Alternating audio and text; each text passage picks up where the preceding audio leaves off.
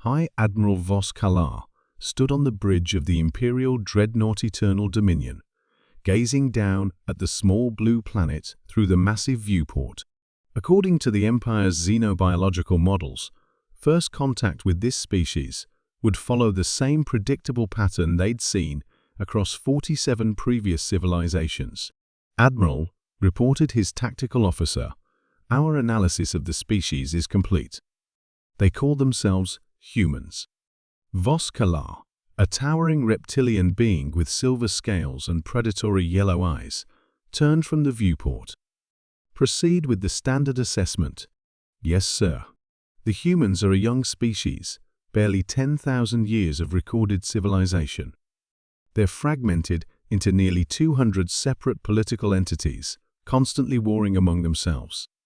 Classic pre-integration behavioral patterns. The Admiral nodded. After 3 centuries of expanding the Galactic Empire, he could predict exactly how this would unfold. Continue. They possess primitive nuclear weapons, but no faster than light travel. Their technology is roughly equivalent to what we achieved 15,000 years ago. Most significantly, sir, they show the typical signs of a dying species. Elaborate? Overpopulation, resource depletion, climate destabilization. Our models predict complete civilization collapse within 50 of their years. They're following the exact same trajectory as the Exaronians, the Malthaxi, and the Vorthan Collective before integration. Vos Kalar allowed himself a thin smile. Perfect. Another species ripe for salvation through imperial guidance. Begin standard first contact protocol. They'll surrender within 1 rotation of their planet, just like all the others. 2 hours later, every major government on Earth received the same transmission. Greetings, humans of the 3rd planet. I am High Admiral Vos Kalar of the Galactic Empire. Your species has reached the inevitable endpoint of unguided development, imminent self-destruction through warfare, resource depletion, and environmental collapse. The Empire offers you salvation through integration. You will surrender your planetary sovereignty and accept imperial governance. You have 24 of your hours to comply. Resistance is futile and will only accelerate your demise. The Admiral settled back in his command chair, confident in his assessment. Every species faced the same choice: submit to the Empire's superior guidance or face extinction. None had ever chosen differently. 12 hours later, his communications officer looked up with confusion. Admiral, we're receiving a response. From which government? That's unclear, sir. The transmission appears to be coming from all of them simultaneously. Vos Kalar frowned.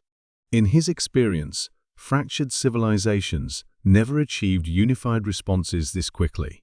Put it through. The main screen flickered to life, showing a human female in simple clothing, standing in what appeared to be a large assembly hall, filled with representatives from different nations. I'm Secretary General Maria Santos of the United Nations, she began. I'm speaking on behalf of all Earth's governments in response to your offer. Surrender terms, Vos Kalar corrected automatically. Actually, no. We're declining. The Admiral blinked slowly. You're declining salvation? We appreciate the concern about our imminent self-destruction, but your assessment appears to be based on outdated information. Yes, we've had problems with warfare, but we've also spent the last century developing international laws, peacekeeping forces, and diplomatic solutions. Wars between major powers have become extremely rare. Vos Kalar's tactical officer whispered urgently, Sir, that can't be accurate. Our scans show they possess enough nuclear weapons to destroy their planet several times over. Maria seemed to hear him somehow. You're referring to our nuclear arsenals? Those are actually declining. We had over 70,000 nuclear warheads at peak Cold War tensions. We're down to about 13,000 now, with active reduction treaties in place. The Admiral felt the first stirring of unease. Your environmental collapse is being addressed Maria interrupted smoothly. Renewable energy now accounts for over 30% of global electricity generation and is growing exponentially. Carbon emissions peaked in 2019 and have been declining since.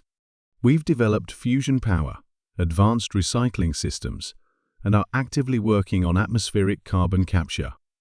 Impossible, Voskalar muttered. Our models show. Your models are wrong. Maria's voice was calm but firm. You're operating on the assumption that intelligent species inevitably destroy themselves without external guidance. But we're proving that assumption false. The communications channel crackled with multiple incoming signals. Admiral, his officer, reported, "We're receiving transmissions from across their planet. Scientific institutions, universities, research facilities, they're all sharing data." On the screen, Maria smiled. "Since your arrival, we've been sharing information freely. Every major discovery, every technological breakthrough, every solution to global challenges. You see, Admiral, you made one critical error in your assessment. Which is, you assumed our diversity was weakness, that our different nations, cultures, and ideologies would prevent us from working together. But humanity's strength has never been uniformity, it's collaboration across differences." The main screen split to show feeds from around Earth. Scientists in Antarctica sharing climate data with researchers in Tokyo. Engineers in Brazil collaborating with technicians in Nigeria on sustainable energy projects. Medical researchers in every continent working together on disease prevention. "In the 12 hours since your ultimatum," Maria continued, "we've made more progress on global challenges than in the previous decade. Nothing motivates human cooperation quite like an external threat that affects all of us." Voskalar's yellow eyes narrowed. "You're still a primitive species. You've barely reached your own moon." "Actually," Maria said, "we've been quietly developing faster-than-light communication over the past few years. Quantum entanglement-based networks. We've been in contact with 2 other species in this region for months now." The Admiral's tactical officer looked up in shock. "Sir, I'm detecting quantum communication signatures throughout their system." "They're telling the truth. The Centaurians and the Helix Confederation have been very helpful," Maria added. "They warned us that an aggressive empire had been forcing species into submission across this sector. They helped us prepare." "Prepare for what?" Voskalar demanded. "For this conversation. You see, Admiral, every species you've integrated is still in contact with their homeworlds through quantum networks. They've been documenting imperial policies, territorial expansion, resource extraction rates, and civilian treatment protocols." The bridge fell silent, except for the hum of machinery. "We've compiled quite a comprehensive report," Maria continued. "The real reason the Empire seeks out species on the verge of collapse isn't to save them. It's because desperate civilizations don't negotiate. They surrender unconditionally. But we're not desperate. We're thriving. Furthermore," she said, her voice taking on a harder edge, "we've shared this documentation with the Galactic Council of Free Worlds. Apparently, forced integration of sovereign species violates about 14 different interstellar treaties." Voskalar's command chair felt suddenly uncomfortable.